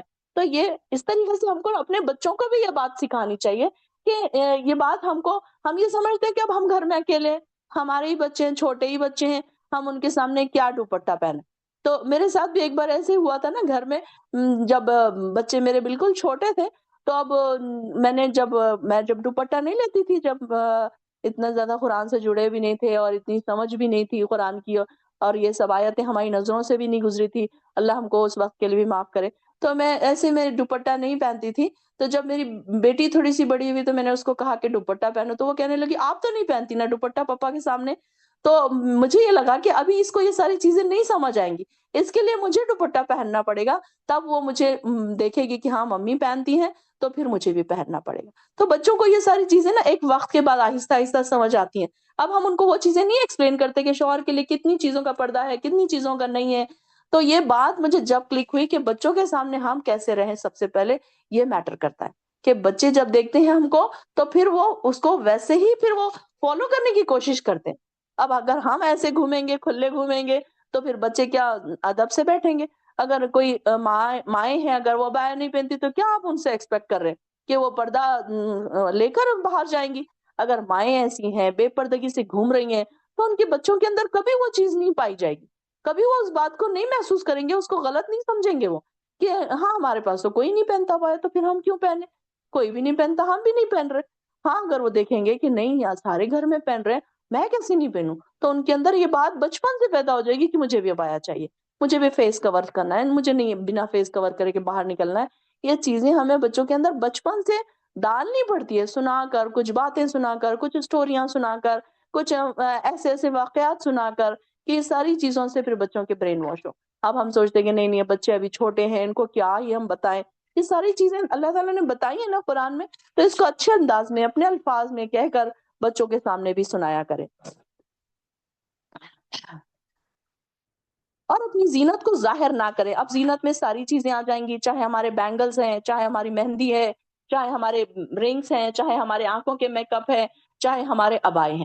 یہ ساری چیزیں پھر اس میں ہی آ جائیں گی کہ انسان عبایا تو پہنا ہوا ہے لیکن اس کے باوجود بھی پھر کیسا ہے، نہیں ہے بالکل ایسا ہے جیسے اوریاں ہے، وہ ساری چیزیں اس کی دکھ رہی ہے، اس کا باڈی کا شیپ دکھ رہا ہے، عبایا اتنا ٹائٹ ہے۔ اور یہاں پر اللہ تعالیٰ نے دیکھیے کہ یہ بھی بتا دیا وَلْيَضْرِبْنَ بِخُمُورِهِنَّ عَلَى جُيُوبِهِنَّ، اپنی اوڑنیاں اپنے سینوں پر ڈال لیا کریں۔ اب یہ دیکھیے کہ آج کل حجاب کے نام پر جو بڑا مجھے عجیب لگتی ہے یہ بات کہ حجاب کے نام پر صرف گردن میں دوپٹے کو لپیٹ دیا جاتا ہے، سر اور گردن لپٹی ہوئی ہے اور سینہ کھلا ہوا ہے۔ یہ کیسا حجاب ہے؟ جو چیز سب سے زیادہ اٹریکٹ کرنے والی ہے، سیکچول نیڈ کو بڑھانے والی ہے، اسی کو آپ کھلا رکھ رہے ہیں اور کہتے ہیں کہ نہیں ہم حجابی ہیں، حجاب ہم کر دیں، باہر جا رہے ہیں سینہ کھلا ہوا ہے، سر لپٹا ہوا ہے۔ تو یہ یہاں پر اللہ تعالیٰ نے ایک صاف الفاظوں میں کہہ دیا کہ کیا کرو تم اپنی اوڑنیاں اپنے سینوں پر ڈال لیا کرے اور اپنے بناؤ سنگار کو ظاہر نہ کرے، یعنی کہ ہاتھوں کو اور چہروں کو ایسی کوئی چیزیں ہیں تو اس کو بھی ڈھانپنا ہمارے لیے ضروری ہے۔ مگر ان لوگوں کے سامنے جو خاوند ہیں، باپ ہے، خاوند کے باپ ہے، سسر ہیں، بیٹے ہیں، اپنے شوہروں کے بیٹے، سوتیلے بیٹے، بھائی، بھتیجے، بھانجے، اپنے میل جول والی عورتیں، کنیزیں جن کے وہ مالک ہیں، اور اپنے خادم مرد جو عورتوں کی حاجت نہیں رکھتے، اور ایسے لڑکے جو عورتوں کی پوشیدہ باتوں سے ابھی واقف نہیں ہوئے ہیں۔ تو ایسے جو لوگ ہیں ان کے سامنے ہم بے پردگی سے جا سکتے ہیں، لیکن اس میں بھی ہمیں ایک لمٹ کا خیال رکھنا ہے۔ ایسے نہیں کہ ہم بالکل ہی چلے جائیں کھلے ہوئے، اور اپنے پاؤں زمین پر مارتے ہوئے نہ چلیں۔ جو زینت انہوں نے چھپا رکھی ہے ان کا لوگوں کو علم ہو جائے۔ آج کل دیکھیے کہ کیسے چپلیں نکلی ہیں، ہیلز کی چپلیں، جب وہ چلتی ہیں دیکھیے کہ لڑکیاں جب روڈ پہ سے چلتی ہیں تو ایک دم عجیب سی آواز آتی ہے وہ چپلوں کی کہ ہر چلنے والا انسان پلٹ کر دیکھے کہ بازو سے کون جا رہا ہے۔ پھر ان کے پرفیومز ایسے ہوتے ہیں کہ ان کو اٹریکٹ کرنے والے، کہ بازو سے کوئی لڑکی گزر گئی، ایسا پرفیوم ہوتا ہے کہ سامنے والا نیچے نظر جھکا کے جا رہا تھا، وہ فوراً نظر اٹھا کے دیکھے کہ یہ کون اتنا پرفیوم، اتنا اچھا پرفیوم لگا کر۔ تو یہ ساری چیزیں اس میں آئیں گی، یہ ساری چیزیں چھپانے کی ہے، جو زینت کی چیزیں ہیں ان سے میں چھپا کر رکھنی چاہیے۔ تو جو زینت انہوں نے چھپا کر رکھی ہے اس کا لوگوں کو علم ہو جائے، یہ بات نہیں ہونی چاہیے۔ کوئی ایسے آواز والے زیورات اگر پہنے ہوئے ہیں، چین ہے پیر میں، یا پھر کوئی جوتی ہے، کوئی شوز ہے ایسا جو آواز کرتا ہے، جو لوگوں کو اپنی طرف اٹریکٹ کرتا ہے، یا پھر چوڑیاں ہیں، یا پھر کوئی ایسی چیز ہے جس کی وجہ سے لوگوں کو اٹریکٹ کیا جاتا ہے، یہ ساری چیزیں پہن کر ہمیں باہر نہیں جانا چاہیے۔ اے ایمان والو تم سب مل کر اللہ کے حضور توبہ کرو، توقع ہے کہ تم کامیاب ہو جاؤ گے۔ یعنی کہ دیکھیے کہ چال پر بھی اللہ تعالیٰ نے پابندی لگائی ہے کہ عورتیں جائیں تو اترا کر نہ جائیں، اپنے زیوروں کی جھنکار نہ سناتی جائیں، تاکہ لوگوں کو معلوم ہو جائے کہ اس نے کیا پہنا ہوا ہے۔ تو کسی عاشق مزاج اگر ہو کوئی آدمی تو اس کا تو پھر دل اس پر آ جائے۔ کئی بار ایسا ہوتا ہے کہ آوازوں سے بھی انسان کی شہوانی جذبات بھڑک اٹھتے ہیں نا، کہ اٹریکٹ ہو جاتا ہے انسان۔ اور دور جاہلیت میں کیا ہوتا تھا، بالخصوص ان کے میلوں کے موقع پر جس قدر فحش حرکات ہوتی تھی، سرزد ہوتی تھی، ان سے اللہ کے حضور توبہ کرو۔ ان کو یہ کہا جا رہا ہے کہ مرد ہوں یا عورتیں، سب لوگوں کو سابقہ گناہ چھوڑ کر ایسی باتوں سے اجتناب کرنا چاہیے، اب دور ہونا چاہیے۔ یہ دیکھیے کہ پہلے کا دور تو دور جاہلیت تھا، لیکن آج دیکھیے کہ دور جاہلیت نہیں ہے، لیکن کیسا ہے کہ اس کے باوجود، پڑھے لکھے ہونے کے باوجود بھی کیا ہے، انسان بے حیائی میں مبتلا ہے۔ اب یہ طریقہ بدل گیا ہے، ان کی جہالت کے طریقے سے وہ بے حجابی کرتے تھے، آج پڑھے لکھے ہونے کے بعد یہ جہالت ان کی ابھی بھی قائم ہے، لیکن الگ طریقے سے، ہائی لیول کی جہالت ہے ان کی۔ یہ سمجھ لیجیے کہ پڑھی لکھی جہالت ہے ان کی، کہ یہ ساری چیز جاننے کے باوجود بھی یہ سب بے حیائی کے کام آج کل عام ہے، کہ حجاب کے نام پر کیا پہنا جا رہا ہے، چھوٹی سی ٹی شرٹ پہنی جا رہی ہے، پینٹ پہنی جا رہی ہے، اور اس کے پاس سر کو کور کریں۔ کیا کہہ رہے ہیں؟ ہم حجابی ہیں، اس کو کور کر لیا، سر کو کور کر لیا، یعنی کہ ہم بڑے پکے اور سچے مسلمان ہیں اور ہم حجابی ہیں، یہ کہا جا رہا ہے۔ یہاں پر صاف الفاظوں میں ہے کہ اپنے گریبان پر، اپنے سینے پر اپنی اوڑنیوں کو ڈالے رکھو۔ یہ یہاں پر ہمیں سکھایا جا رہا ہے کہ کیسے ایٹیکیٹس بھی سکھائے جا رہے ہیں، کہ کپڑے پہننے کے ایٹیکیٹس، چلنے کے ایٹیکیٹس۔ یہ دیکھیے کہ اللہ تعالیٰ ہمیں کون سی چیز ایسی ہے جو ہمیں قرآن کے ذریعے نہیں سکھا رہا ہے۔ کیسے اللہ تعالیٰ نے، ہم نے پڑھا تھا نا کہ قرآن ہدایت ہے، ہمیں پتہ چل رہا ہے نا کہ ہر آیت کیسے ہمارے لیے ہدایت ہے. اور تم میں سے جو لوگ ایسے ہیں ان کے نکاح مطلب جو جن کے نکاح نہیں ہوئے ہیں ایسے لوگوں کے نکاح بھی کر دو پھر. اور اپنے لونڈی غلاموں کے بھی جو نکاح کے قابل ہوں اگر وہ محتاج ہیں تو اللہ اپنی مہربانی سے انہیں غنی کر دے گا. اور اللہ بڑی وسعت والا اور جاننے والا ہے. یعنی کہ کبھی کبھی لوگ سوچتے ہیں کہ اب ہم اتنی غریبی میں ہم کیسے شادی کریں, تو ان کو اللہ تعالیٰ کہہ رہا ہے کہ اگر تم شادی کرو گے نکاح کر لو گے تو ہو سکتا ہے کہ اللہ تعالیٰ تمہیں وسیع وسعت دے دے گا, اللہ تعالیٰ تمہیں مال عطا کر دے گا. اور جو لوگ نکاح کا سامان نہیں پاتے انہیں زنا وغیرہ سے بچے رہنا چاہیے یہاں تک کہ اللہ انہیں اپنے فضل سے غنی کر دے. اور تمہارے غلاموں میں سے جو لوگ مکاتبت کرنا چاہیں اگر تم ان میں بھلائی دیکھو تو ان سے مکاتبت کر لو. یعنی کہ اللہ تعالیٰ ایسے لوگوں سے بھی, یا غلام ہے لونڈی ہے, غلام لونڈیاں جو ہے یہ معاشرے کا ایک ان کے زمانے میں ایک جز تھا نا. کسی شخص کی دولت کا معیار یہ تھا کہ اس کے پاس کتنے غلام ہیں کتنے لونڈیاں ہیں, یہ ہوتی تھی ان کے پاس بات کہ ان کے پاس جس کے پاس زیادہ غلام ہوتے تھے جس کے پاس زیادہ لونڈیاں ہوتی تھی تو وہ ان کے پاس وہ اس کو بڑا امیر سمجھا جاتا تھا. تو اس مال میں سے جو اللہ نے تمہیں دیا انہیں بھی دے دو. یعنی کہ ان کو اگر کوئی تمہارے غلام ہے لونڈیاں ہیں وہ شادی نہیں کر پا رہے نکاح نہیں کر پا رہے اور ان کے پاس پیسہ نہیں ہے تو اگر تم کو اللہ تعالیٰ نے مال دیا ہے تو ان کو نکاح کر کے ان کو کچھ مال بھی دے دو.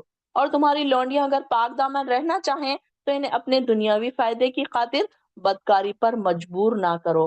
اور کوئی انہیں مجبور کرے تو ان پر جبر کے بعد اللہ تعالیٰ انہیں بخش دینے والا ہے اور رحم کرنے والا ہے.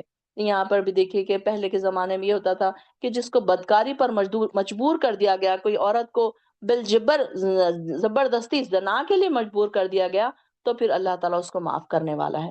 اور ہم نے تمہاری طرف واضح احکام بتانے والی آیات بھی نازل کی ہیں اور ان لوگوں کی مثالیں بھی جو تم سے پہلے گزر چکے ہیں اور پرہیزگاروں کے لیے نصیحت بھی. اب یہاں پر دیکھیے یہاں سے دوسرا ٹاپک شروع ہوتا ہے. نور جو سورہ نور جو ذکر آتا ہے تو یہاں سے اس کا نام اللہ نور السماوات والارض, یہاں سے اس کا نام لیا گیا ہے سورہ کا. تو یہ اللہ کا نور جو ہے تمام زمینوں اور آسمانوں میں ہے اور اس کی نور کی مثال ایسی ہے جیسے ایک تاغ ہو. یہ آیت بھی بڑی میننگ فل آیت ہے. ویسے تو آپ لوگ کئی بار اس آیت پر سے گزرے ہوں گے لیکن آج آپ لوگ دیکھیں گے کہ اس کے میننگ کیا کیا چیزیں اس کی کیا کیا میننگ ہے. تو یہاں پر واللہ نور اللہ نور السماوات والارض مثل نورہ کمشکات فیہا مصباح, کہ کیا ہے اس کی مثال.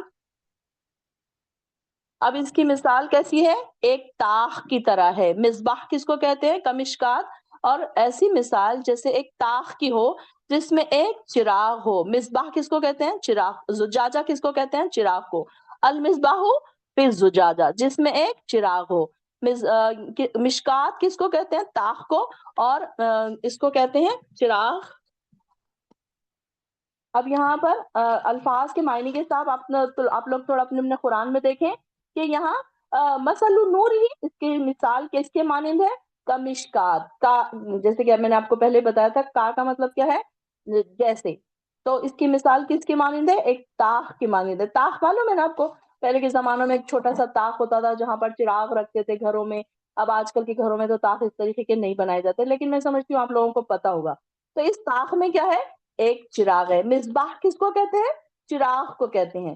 اور المصباح فی الزجاجہ, اور وہ چراغ کیسے ہے, جیسے قندیل. قندیل میں ہے. زجاجہ کس کو کہتے ہیں, قندیل کو کہتے ہیں.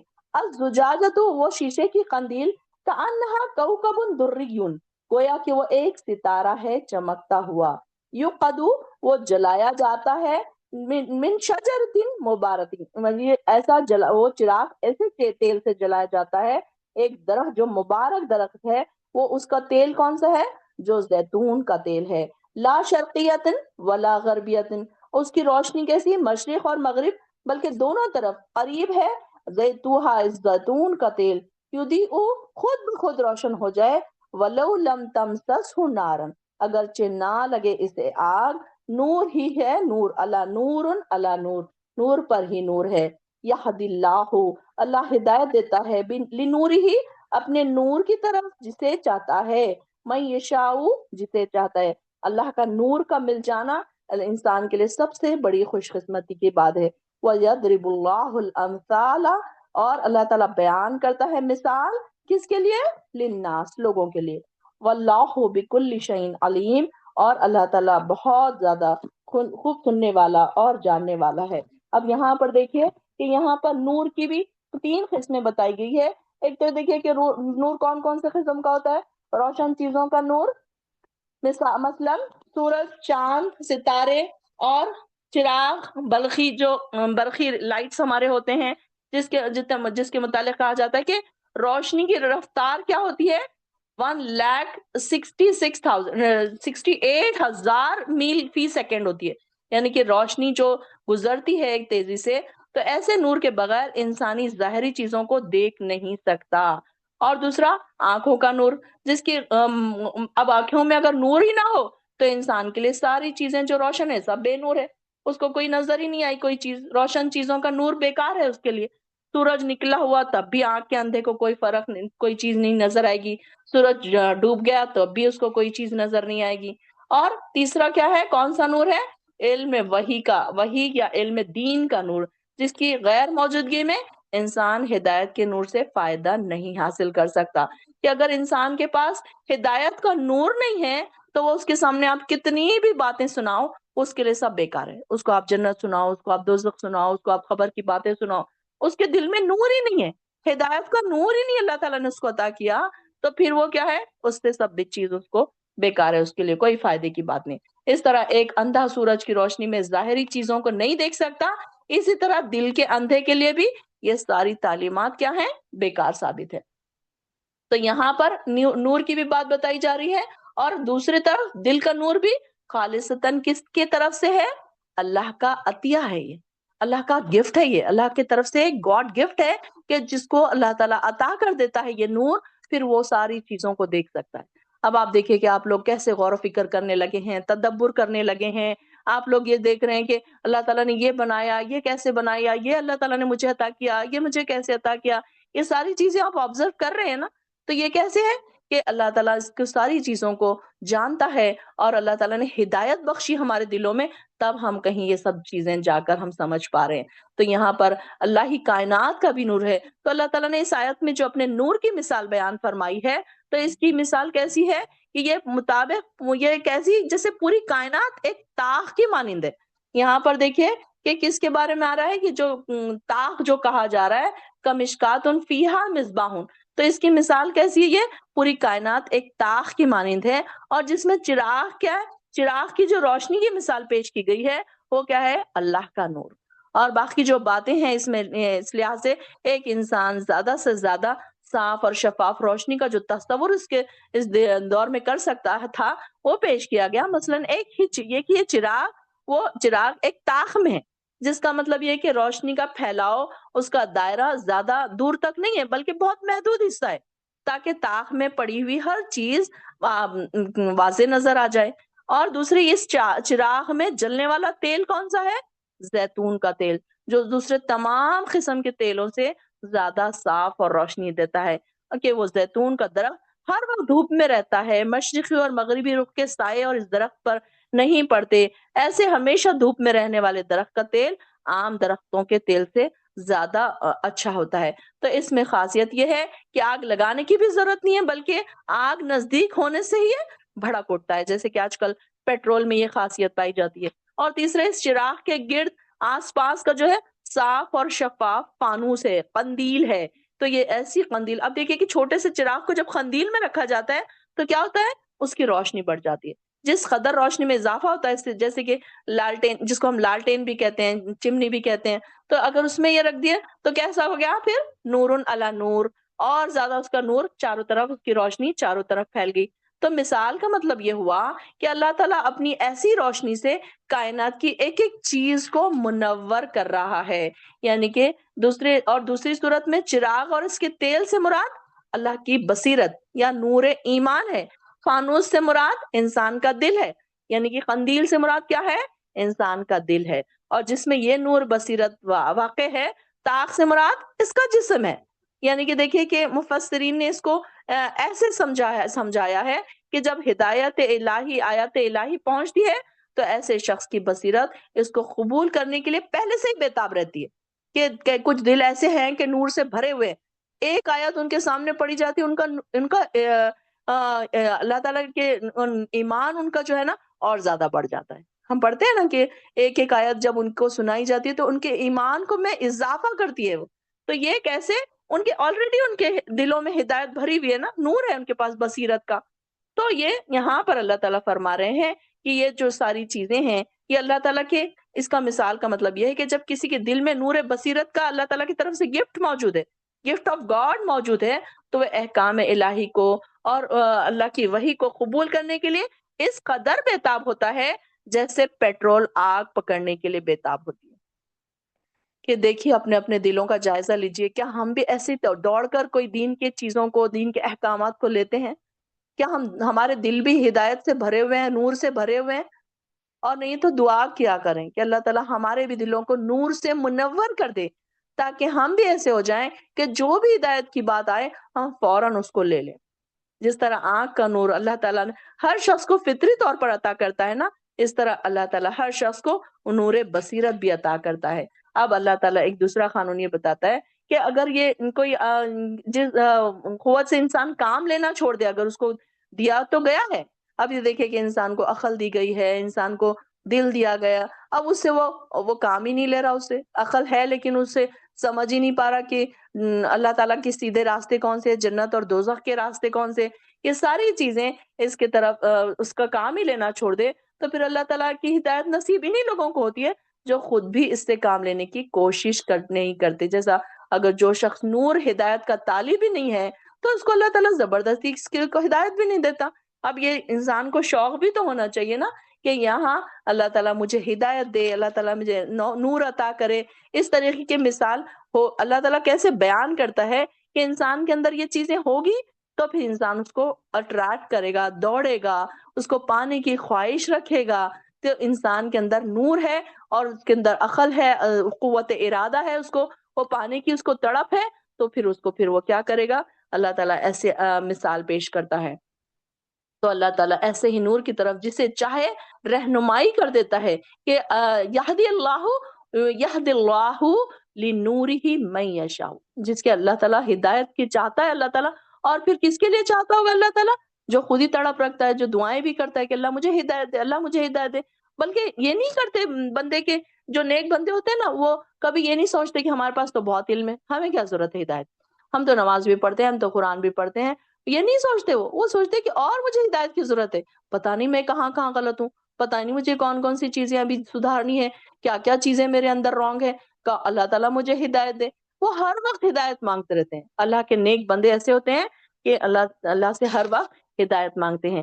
یضرب اللہ راہ الامثال للناس، اللہ تعالیٰ اسی طریقے سے دیکھیے کہ مثالیں بیان کر کے لوگوں کو سمجھاتا ہے، اور وہ ہر چیز کو خوب جاننے والا ہے۔ اور یہ ان گھروں یعنی مساجد وغیرہ میں ہوتے ہیں جن کے متعلق اللہ نے حکم دیا کہ ان میں اللہ کا نام بلند کیا جائے اور ان کا ذکر کیا جائے، اور ان مساجد میں صبح شام ایسے لوگ اللہ کی تسبیح کرتے رہتے ہیں۔ انہیں اللہ کے ذکر، نماز قائم کرنے اور زکوٰۃ ادا کرنے سے نہ تجارت غافل کرتی ہے، نہ خرید و فروخت، اور اس دن سے وہ ڈرتے ہیں جس میں دل اور آنکھیں الٹ جائیں گی۔ اب یہ دیکھیے کہ یہاں پر اللہ تعالیٰ فرما رہے ہیں کہ یہاں پر بیوت جو کہا جا فی بیوتی اذین اللہ، یہاں پر جس کے بارے میں کہا جا رہا ہے کہ یہ اللہ کی مساجدیں ہیں جہاں پر ہر وقت اللہ کا ذکر بلند ہوتا ہے، اور صبح شام وہاں ایسے لوگ نمازوں میں اور تسبیح میں مصروف رہتے ہیں۔ اب یہاں پر دیکھیے کہ اللہ تعالیٰ بیوت کے لفظ کو صرف مساجد تک محدود نہیں کر دیا گیا، بلکہ یہاں پر اکثر علماء نے بیوت سے مراد مومنوں کے دل بھی لیے ہیں، مومنوں کے گھرانے بھی لیے ہیں۔ ہر گھر میں اللہ کا ذکر بھی ہوتے رہنا چاہیے، یعنی کہ کچھ گھر بھی ایسے ہوتے ہیں کہ جہاں پر ہر وقت اللہ کا ذکر ہو رہا ہے، بچے بھی پڑھ رہے ہیں، شوہر بھی پڑھ رہا ہے، بیویاں بھی پڑھ رہی ہیں، تو یہ ساری چیزیں کیسے ہیں کہ ایسے گھر ہیں اللہ کے، ان گھروں کو اللہ تعالیٰ نے کہا ہے کہ یہ اللہ کے ایسے گھر ہیں جس میں اللہ کا نام بلند کیا جاتا ہے۔ کہ دیکھیے کہ اکثر ہوتا ہے کہ مرد حضرات جماعت کے لیے باہر چلے جاتے ہیں، مسجدوں میں چلے جاتے ہیں، تو ان کو بھی یہ چاہیے کہ وہ کیا کریں کہ نوافل ہیں، کچھ سنتیں ہیں، وہ گھروں میں بھی پڑھا کریں، تاکہ ہمارے گھروں میں بھی پھر برکت باقی رہے۔ تو یہاں پر یہ بھی ہمیں بات سکھائی جاتی ہے کہ نمازیں تھوڑی بہت گھر میں بھی پڑھنا چاہیے۔ اللہ کا جو اس میں جو بیوت کہا جا رہا ہے، اللہ کا نام جس میں بلند کیا جاتا ہے، مساجد کی طرف بھی اشارہ ہے اور ان مومنوں کے گھروں کی طرف بھی اشارہ ہے جہاں پر اللہ کے ذکر دن اور رات ہوتے ہیں۔ اور اللہ تعالیٰ اس دن سے ڈرتے رہو جس دن آنکھیں اور دل الٹ جائیں گے، اور یہ وہ لوگ یہ سب کچھ اس لیے کرتے ہیں جو عمل وہ کرتے رہے ہیں، اللہ انہیں ان کا بہتر بدلہ دے اور اپنے فضل سے زیادہ بھی دے، اور اللہ جسے چاہتا ہے بغیر حساب کے عطا کرتا ہے۔ واللہ یرزق من یشاء بغیر حساب۔ اور جو کافر ہیں ان کی اعمال کی مثال ایسی ہے جیسے ایک چٹیل میدان میں کوئی سراب ہو۔ سراب کس کو کہتے ہیں؟ ریت کو۔ جیسے پیاسا پانی، جسے پیاسا پانی سمجھ رہا ہو۔ اور یہاں پر ایک مثال بیان کی جا رہی ہے۔